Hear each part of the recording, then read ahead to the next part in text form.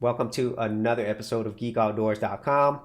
So Google Stadia is about to be released on November 19th, but the initial reviews are in, and well, let's go ahead and talk about that. And I also want to talk about how Google Stadia might also affect content creators as well, as weird as that sounds. And so after seeing some of these initial reviews here on YouTube and on other places, the general consensus is that Google Stadia is just not ready. And the two biggest problems are the ones that I think everybody knew was coming. First and foremost is latency, lag. You could talk about all the best servers and technology in the world, but if you don't have great internet, then there's really nothing you as an end user can do about that. And even if you do have great internet speeds, well, it's all dependent upon their streaming service, how well it sends its data over to you. And so there's a lot of variables in between that. And unfortunately, the experience right now, it's not great, especially for things that require great reaction time, like first-person shooters. And that's the biggest problem that I think is going to take a very long time to fix because obviously it's not dependent purely on Google services. It's dependent on all these other things, your internet service providers, what country you live in, what type of infrastructure do you have. All of those things are completely out of the user's control and even out of Google's control. So there's really nothing you can do about that. And then the second other huge problem are the games. Because at launch, a lot of the games that we were hoping that be released on the first day, it's not going to be there yet. And the games that are released, they're simply old. You have stuff like Destiny 2, Assassin's Creed Odyssey, all the old Tomb Raider games, Mortal Kombat 11, Red Dead Redemption 2, Samurai Showdown, and even though some of these games are really great on its own, it's not anything new and it's not anything that you can't already get on another platform without having to deal with lag and latency. And also another huge problem with these games is exclusivity. About the only exclusive game that I know of right now is Guilt. And I don't think that's going to be worth it just to get that exclusive game on this platform. Because not only do you actually have to pay for the streaming service, you have to pay full price for the games. And so as a gamer, if you're going to have to pay full price anyway, but now you're going to have to worry about lag and latency, and also a really limited selection of newer games or popular games, I don't know why anyone would actually pay for this service. So those are the biggest problems that everybody has had who's reviewed this, and also things that I think everyone, even outside of gaming, were concerned about. And unfortunately, that's what we have here. And then other longer term problems with this, at least right now, is the fact that Google's streaming service, it is built on top of Linux and open source platforms. Now, I myself am a Linux user, and the gaming experience has gotten so much better thanks to things like Proton on Steam. However, Linux is not where all the development is done. That's primarily on the Windows platform. And unfortunately, there is definitely development time that has to be put in to convert these games over. It's just not as simple here. Let me install the game and run it off our servers. And Google Stadia did mention that early on that they are going to be building this on top of the Linux platform by using Vulkan. Okay, so all of these things are going to take time. So because of that, don't expect a lot of the newest games to be available right away, if ever, because of all that time it's going to take to develop that. And then when you compare it to something like Microsoft's xCloud, this is going to destroy whatever Google Stadia has, because even in the preview, there's over 50 plus games, and there's games that you actually want to play. Microsoft has been in the gaming business for a long time. They have a lot of great partnerships, and they have the Xbox platform already. And so a lot of these games that you're going to be able to play, they're probably already available on your Xbox. And at the same time, you don't have to choose one or the other. This is something that's going to be integrated with what you already have. And at the same time, Microsoft and PlayStation and Nintendo, they already have their subscription model where you can get a lot of great games for cheap or for free. And those games aren't going to be available on Sony's or actually on Google Stadia's platform for a while, if ever.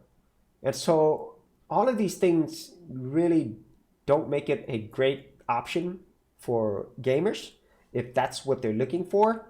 And a lot of these games, or pretty much all of them except for Guild, you could get these on other platforms or on a PC.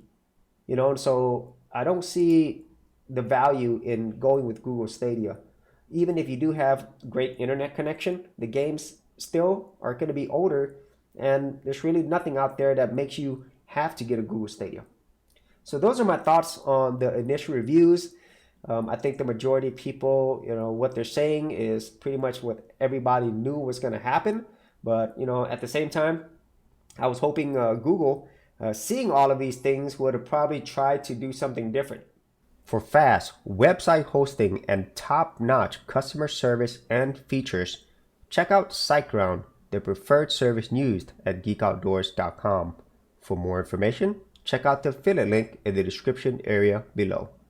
But unfortunately, I think they made their situation worse, and especially with Microsoft's xCloud just really taking the air or the wind out of anything that they had with this release. I mean, they haven't even released this yet, and it's already getting a lot better press than what Google Stadia is getting.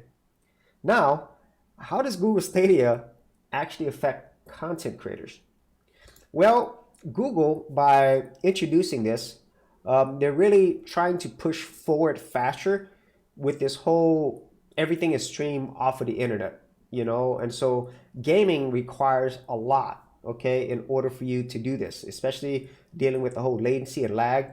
But another place that I think cloud services are becoming more and more important is the area of content creation. If you look at services like Adobe's cloud service, or even if you are doing things like creating thumbnails or graphics, you're probably using a service like Canva. And even if you are doing YouTube videos, there are online video editors, that can already allow you to edit some videos. YouTube has its own built-in, but like I said, services like Adobe offer that as well. And more of our complete content creation is going towards the online space. And I really feel that it won't be too much longer where you might not even be able to get, like these software installed on your machines. It's going to be 100% cloud-based.